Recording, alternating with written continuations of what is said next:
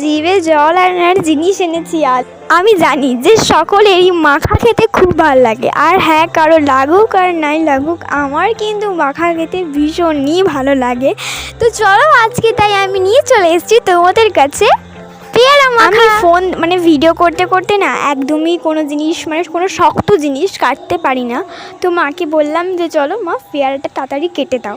তো মা আমাকে পেয়ারাটা কেটে দিয়েছিল, আর আমি এভাবে ছোটো ছোটো করে পেয়ারাটা কাটতে বলেছিলাম।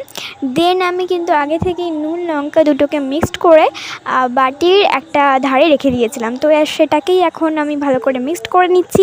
দেন ওতে দিয়ে দিয়েছিলাম লেবু।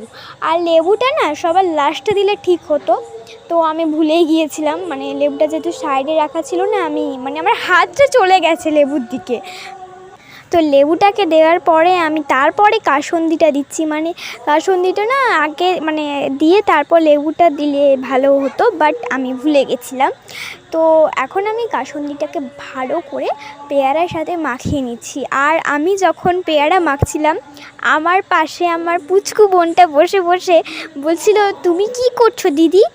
আমি ওকে বললাম যে বোনু, আমি পেয়ারা মাখা করছি। তো আমি বলেছি পেয়ারা মাখা, বাট ও সেটাকে ভেবে নিয়েছে যে ওটাকে আমি ভালো করে মেখে টেখে পেয়ারাটাকে ভালো করে রেডি করে তারপরে ওটাকে আমি মুখে মাখবো।